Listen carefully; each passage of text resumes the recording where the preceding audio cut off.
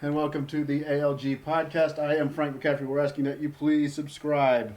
We've got a lot going on. Of course, we're still on lockdown here. I am in South Texas. Rick is in the state of Maryland, and coronavirus, COVID 19, is still the top topic of talk, and also that has brought about high unemployment numbers. Rick is the president of ALG, the hyper informed one. Rick, tell us, how bad is this unemployment issue going to be? How bad has it been so far? Millions more filing for unemployment. Well, yeah, it's everything that we feared it would be. In the first 2 weeks of the where we saw impact in the initial unemployment claims.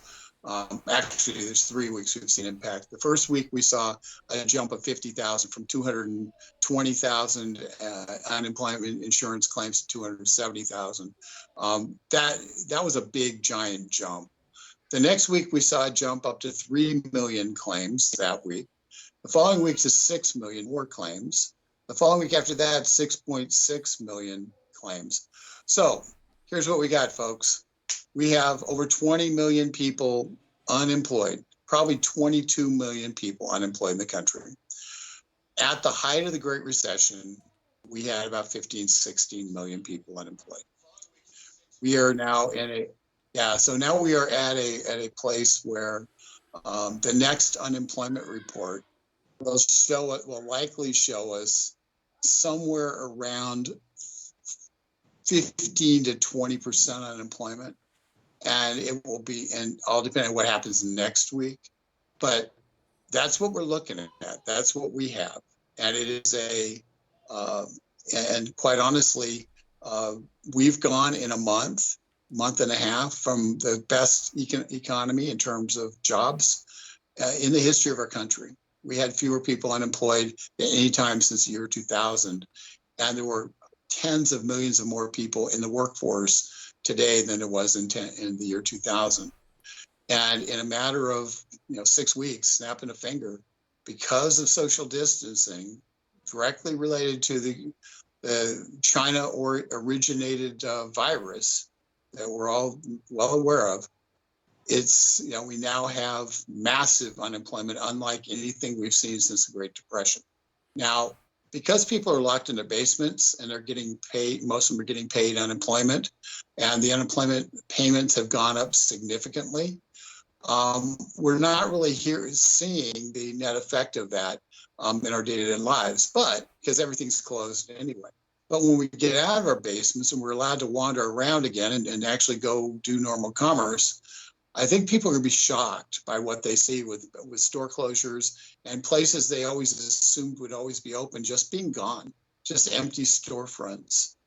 Probably saw the sign on front, but there won't be anybody turning on the lights to go in and shop. And we're going to see that not just in small retailers, we're going to see it in, the question remains, will Macy's reopen, for instance? We take for granted the Macy's Thanksgiving Day Parade, but my friends, Macy's laid off their entire workforce. And Macy's was in deep financial trouble before they did that. And the likelihood of Macy's coming back is pretty narrow. I hope they do, but don't be surprised if you go into the mall and you say, I wonder what's still going to be here. And you have a big sign that says Macy's with big red letters, and the doors are shut and they don't reopen in many, many malls, if at all, anywhere. So that's what we're looking at. We're looking at economic devastation. And the Trump administration is trying to mitigate it. They've got small business loans. They've got other loans they're trying to do to keep businesses afloat. They're also trying to keep the commercial banking industry afloat because people aren't paying their leases. People just aren't paying their rent because they can't afford it, because they don't have any work coming in through the door. So it's kind of a snowball effect. And while we were operating in a virtuous cycle, previously, we're now in a vicious cycle, a downward cycle. And it's very hard to staunch the flow once it occurs. Having said that, that's why getting back to work as rapidly as possible is necessary. It's why the president, when he's looking at balance and trying to figure out a way to get back to work, the best way to do it is let individual governors who have those decisions to be able to make decisions if they're not beset with hot spots, if they're not beset with the disease all over their counties, they can sit there and they can say, listen, we're going to open up certain areas of our counties. We can open up certain areas of our states and be smart about it, while leaving the places that are have the biggest problems, have the highest death rates in them, leaving them unopened.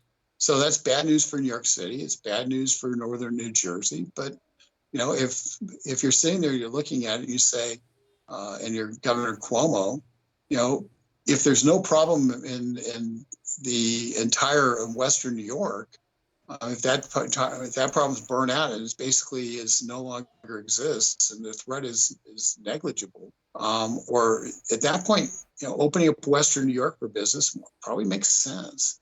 And so every governor's going to make that decision. President Trump's done everything to put the tools in place to fight the disease, and to be able to restore business activity afterwards and get people back to work afterwards. But the truth is, it's really, really hard when the unemployment insurance that's being paid, the amount of insurance that's being paid, the amount of money, because the Democrats raised the payments, is so high that many people are going to say, it doesn't make sense for me to go back to work, and because the actual unemployment payments are more than they were making in their job, so it'll be a pay cut for them to go back to work, and that's because the Democrats pumped in extra money on the short term as a demand for being able to get the small business loans, so they increased the amount of money that people get for unemployment, and in doing so, they effectively made the unemployment more profitable than working. And that, by the way, folks, was exactly their intent, because they were trying to, through a side door, force wages up in order to come back into work, basically force wages up to $15 an hour or more. And in doing so, businesses are going to look around and say, I can't pay that much money for these employees. And they will instead either come back with fewer employees, or they'll come back, or they won't come back at all. Because I'm going to give you a secret. You know what small business owners, they're restaurateurs, they're own shops, they own all those things. They like what they're doing.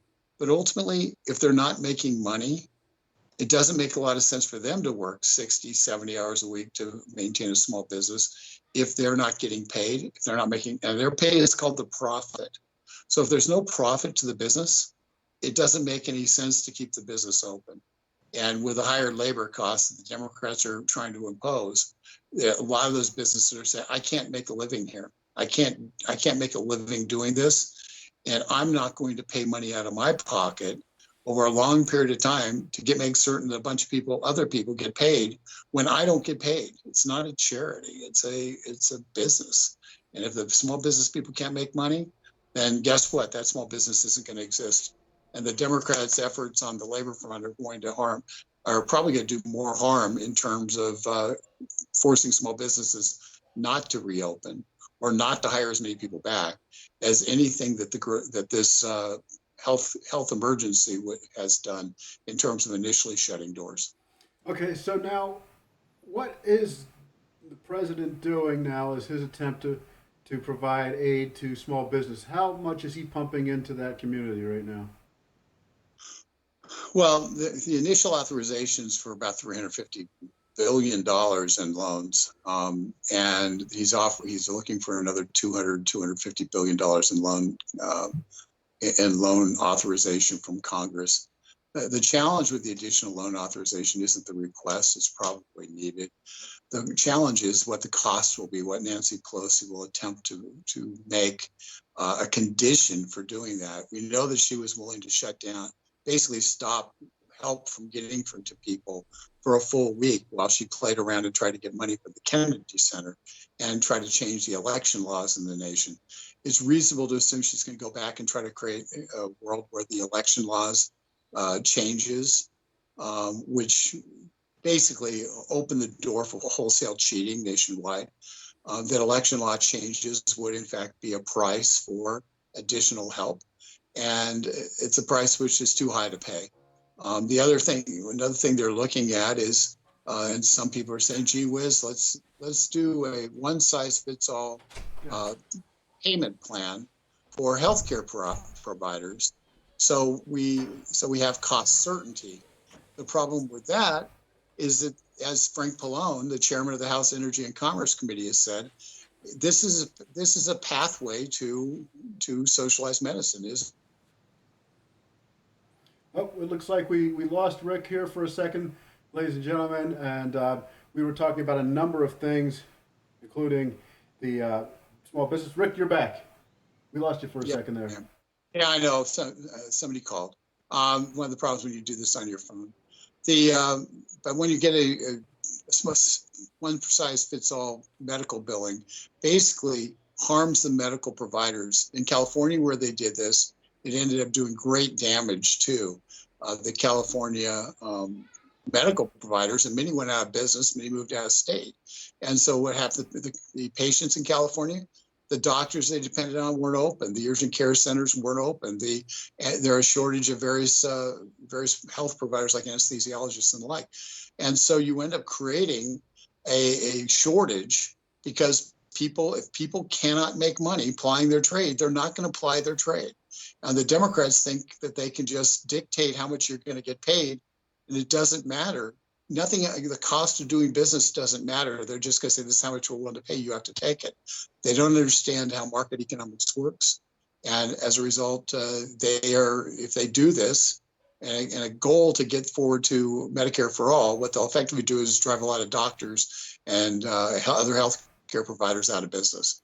There is a better alternative deal with surprise medical billing, and that is what's being done in New York, and when I rarely say that. But in that case, what they're doing is they're allowing for arbitration, local arbitration. If the medical provider and the insurance company disagree on what should be paid, they go to an arbitrator, and the arbitrator decides. They look at what the actual costs of providing the service are, and they make a decision based on actual local facts, as opposed to looking at a one-size-fits-all thing that says we're going to charge the same amount of money in New York City as we do in Casper, Wyoming. Doesn't make sense. The problems in Casper are different than in New York City. The costs in Casper are different than they are in New York City. And as a result, the payments should be different in Casper than New York City. Now, it's not a free market system, but it's better than what the Democrats are proposing. And so it's the alternative. It's a bill by Bill Cassidy from Louisiana, a senator from Louisiana, who's pushing the arbitration system, and it's the preferred alternative. Okay, I was reading this that the CDC is loosening some of its guidelines. This is a good sign. They're loosening some of its guidelines to allow some essential employees who have been exposed to coronavirus to return to work. There are some other good signs, such as, the projections going down. The death toll is still climbing, but the projections are going down. Some are allowed to return to work. Do you think that, we can never predict the future, but is April 30th a logical time to end this freeze?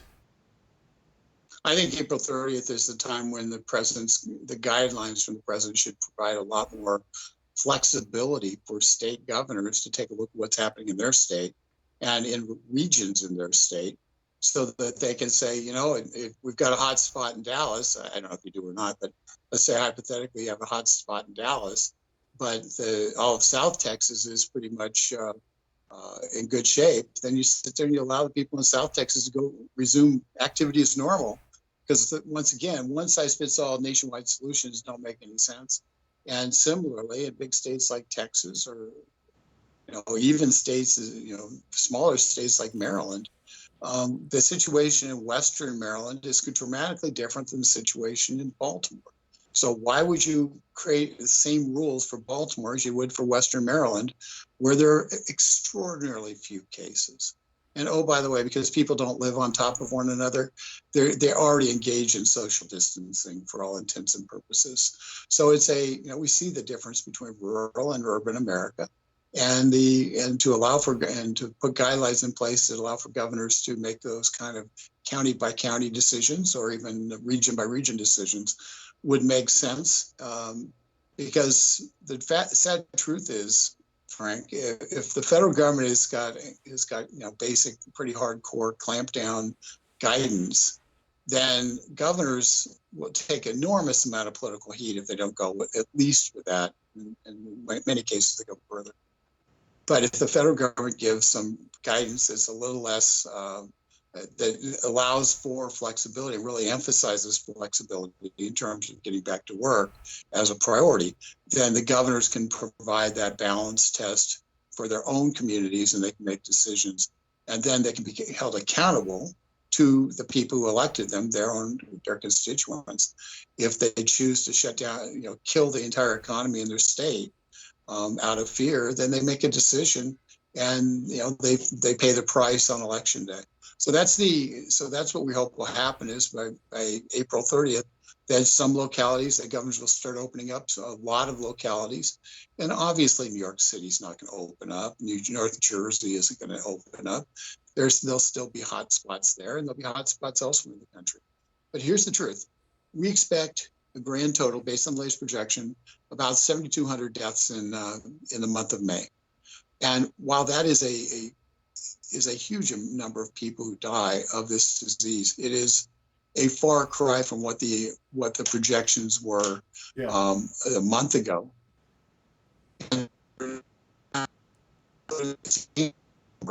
And we know where those deaths are going to be. Primarily, they're going to be in senior centers, in senior rest homes and in senior care places, because the most vulnerable people most likely to die are seniors who have other health problems.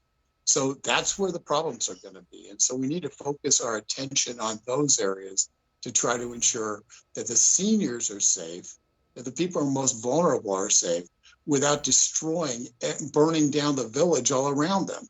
That's what we need to do. That's the next step. And it's the step that we should take. And I would urge taking it on May 1 if the numbers have shown the precipitous decline that they appear to be showing right now. Now, Rick, we've been more exposed to Chinese culture during this time. There's stories, first off, about people flying out of Wuhan now. 7,000 people have flown out of Wuhan, according to some reports. But we're finding out how oppressive that culture is, and how dishonest the government is, and how they view people as basically just fodder, And one of the stories that came out is that when people were coming down with coronavirus in Wuhan, according to some reports, they were being thrown into the furnaces alive. Now, I think there's a lot of people who support communism in this country who have not fully studied up on China and don't understand what that means. Do you think that this exposure to how brutal that culture is maybe turn some younger people away from the support of socialism and communism? Well, I would hope so, but I don't think they're getting the story through MSN or through Comedy Central, where they get their news. So if they're not getting the story of what's actually happening, then they don't even know about it. They're as ignorant today as they were before. Here's the truth, folks. The communist or socialist structure does not believe that an individual has any rights. It believes that the whole is more important than the individual. So if you get sick and you are no longer beneficial to the whole, you're not deemed to be a beneficial part of society, they essentially cut you off and say, okay, it's time for you to die. And that is the norm in terms of cultures that are not Judeo-Christian cultures, that are particularly socialist or communist cultures. Because there is absolutely no moral imperative to protect the individual or individual rights. Individual rights become a thing of the past. So all those quaint notions we've had for 240 years go away about the rights of the individual, because as we're seeing right now, people are very willing to give away rights when they want freedom from something. And in this instance, the freedom they want freedom from disease, and hence we're all locked up in our basements, and people are being arrested for throwing balls around in the park with their kids, or lone paddle boarders are being arrested for social isolating in the middle of the ocean. So that's the state where people engage in freedom from.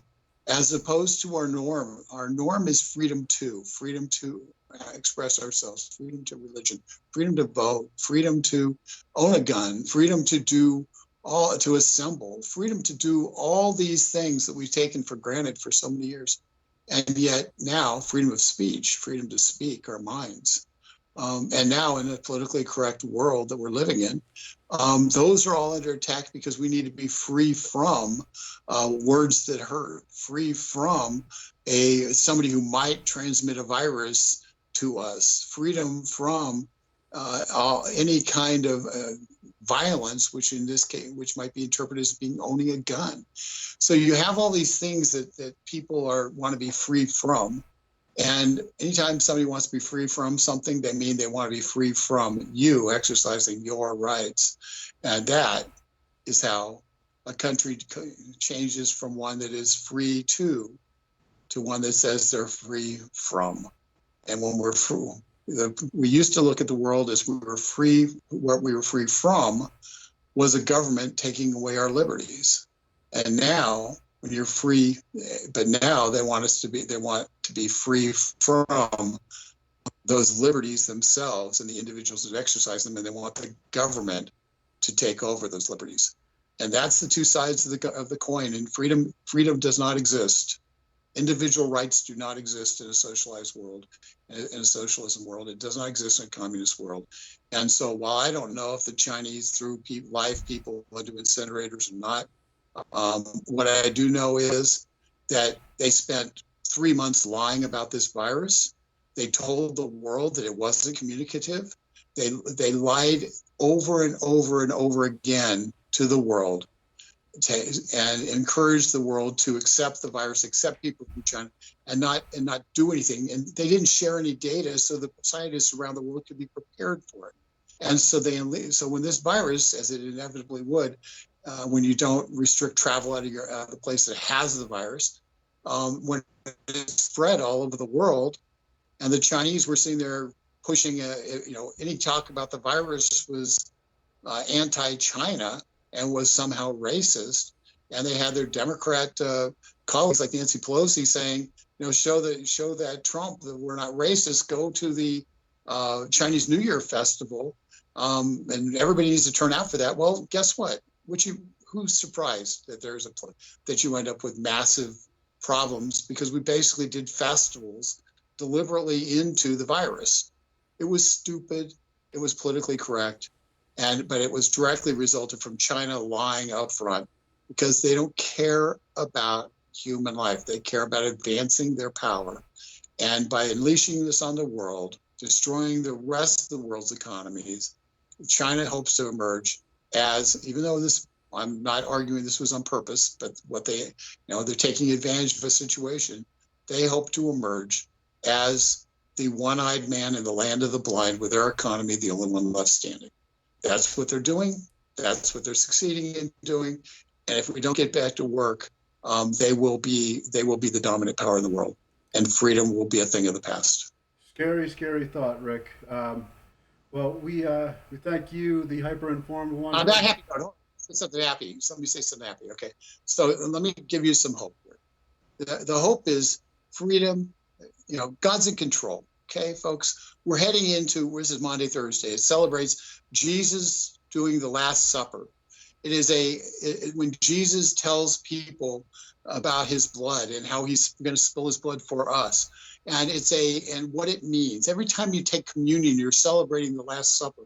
So understand, this is a time for people in the Christian faith of real hope, because we know God's in control. We know that Jesus died on a cross for us. We know he rose from the dead on Sunday, on Easter Sunday. And we know that there is a hope for eternal life. And we know that God's in control of everything. So while we can look at things and we can say, here's the possible consequences, please understand, God is in control. And God is good. So if God is good and he's in control, then let's just keep our faith, keep plugging along, fighting for freedom, but recognizing that ultimately there's only one thing that matters, and that's God's in control. And are you on his side or are you not? because if he's with us, who can be against us? But if he's against us, we're in deep trouble. And so ultimately, I leave you with that. This is a time of hope. It's a time of renewal, and let's celebrate that with gusto, because we are going to need a national renewal to bring this country back once the government decides that the virus is past enough that we can resume life as normal. So with that, I suppose all that dire stuff, remember, God's in control. He is risen, and we are going to celebrate the heck out of a risen Christ on Sunday. Okay. Yes, absolutely. And I also must remind everyone that this is a shining city on the hill, this country, and we really are. The more you get out in different parts of the world, you'll see that. And we are part of God's plan. I mean, if you just look at how perfect things have been in this country, we really are almost like an anointed nation. So I got to agree with you. God's in control, and I think he's on our side. I really do. I really do. That was a famous quote that helped us get through World War II by the boxer Joe Louis. It is. It was indeed, and Frank, we are going to. Frank's going to do just a regular set piece tomorrow that we'll release. So we're not going to do a live podcast between now and Easter. So we wish you a happy Easter, and we will see you on Monday. Yes, I'll see you, everybody. Have a good night.